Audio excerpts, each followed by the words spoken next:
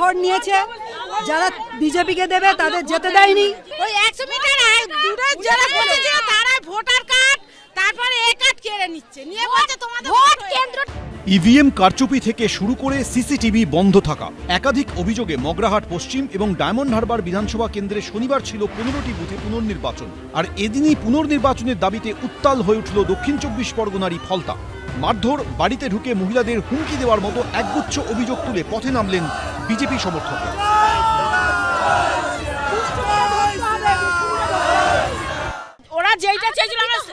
ওরা যেটা চেয়েছিল সেটাতেই আমরা ভোট দিয়েছি, কিন্তু বাড়ির লোককে ডেকে এনে মারধর করা এগুলো তো করাটা উচিত হয়নি।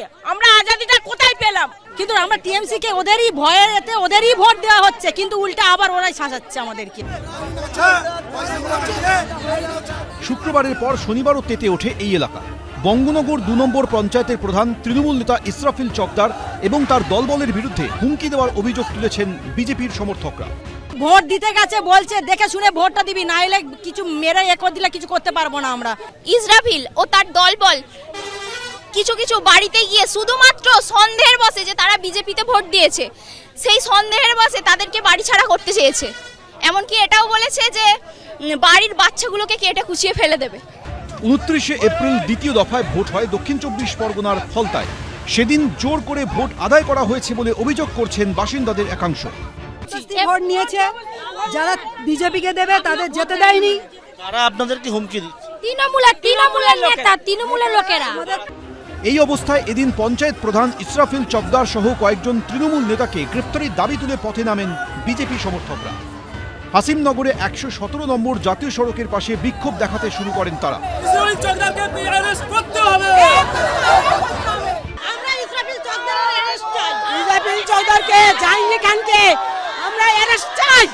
পরিস্থিতি সামলাতে ঘটনাস্থলে যান পুলিশের উচ্চপদস্থ কর্তারা। সাঁজোয়া গাড়ি নিয়ে পৌঁছয় কেন্দ্রীয় বাহিনী। গতকালকেও বিক্ষোভ দেখিয়েছিলেন গ্রামবাসী থেকে শুরু করে বিজেপির যারা কর্মী সমর্থকেরা তারা, এবং আজকেও কিন্তু তারা বিক্ষোভ দেখান। যখন এরকম বিক্ষোভ হচ্ছে তখন রাস্তার ছবিটা দেখো যে বিশাল সংখ্যায় কেন্দ্রীয় বাহিনী এখানে মোতায়েন করা হয়েছে, সাঁজোয়া গাড়ি নিয়ে আসা হয়েছে, এবং এক্ষেত্রে এসডিপিও তিনি রয়েছেন, পুলিশের উচ্চপদস্থ আধিকারিকরা তারা এখানে উপস্থিত রয়েছেন। কাকে প্রধানকে করবে বললো, এখনো অ্যারেস্ট করেনি। ইসরাফিল চকদারকে অ্যারেস্ট করতে হবে। 48 ঘন্টা পার হয়ে গেছে, ইসরাফিল চকদারকে এখনো পর্যন্ত অ্যারেস্ট করা হয়নি কেন? তার জন্য ফলতায় পুলিশ পর্যবেক্ষকের দায়িত্বে রয়েছেন উত্তরপ্রদেশের আইপিএস অফিসার অজয় পাল শর্মা। দায়িত্ব পেয়েই তাকে কার্যত রিলের সিংহমের ভূমিকায় দেখা যায়। পাল্টা চ্যালেঞ্জ ছুড়ে দেন ফলতার তৃণমূল প্রার্থীও। কিন্তু ভোট মিটতে না মিটতে সেই ফলতাতেই বিজেপিকে ভোট দেওয়ায় মারধর, হুমকির অভিযোগ উঠল। বিরোধী দলের কোনো ভোটার ভোট দিতেই পারেনি বহু বছর, অতএব স্বাভাবিকভাবেই সেখানকার মানুষের একটা যে স্বতঃস্ফূর্ত ক্ষোভ, সেই ক্ষোভ আজকে রাস্তায় নেমে এসছে। সেই ক্ষোভকে আমরা সমর্থন করি। তাদের বিষয়টি সহানুভূতির সাথে দেখে উপযুক্ত পদক্ষেপ গ্রহণ করুক ইলেকশন কমিশন, এটা আমরা চাইছি।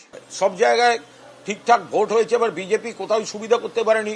ফলতায় গিয়ে যেহেতু ওই মুজির সিংহম ঘুরে বেরিয়েছে, ওখানে বিজেপি আবদার করছে, ভেবেছে মামার বাড়ি হচ্ছে নির্বাচন কমিশন তাদের ব্যাপার। আমরা এইসব মানুষকে কেন বিরক্ত করবে? ঠিকঠাক ভোট হয়ে গেছে। নির্বাচন কমিশনের নির্দেশে পঞ্চায়েত প্রধান ইসরাফিল চকদার ও তৃণমূল কর্মী সুজাউদ্দিন শেখের বিরুদ্ধে এফআইআর দায়ের হয়েছে। ঘটনায় ইতিমধ্যেই 3 তৃণমূল কর্মীকে গ্রেফতার করা হয়েছে। পার্থপ্রতিম ঘোষ, কৃষ্ণেন্দু অধিকারী, শিবাশিস মৌলিক, এবিপি আনন্দ। এবিপি আনন্দ এগিয়ে থাকে, এগিয়ে রাখে।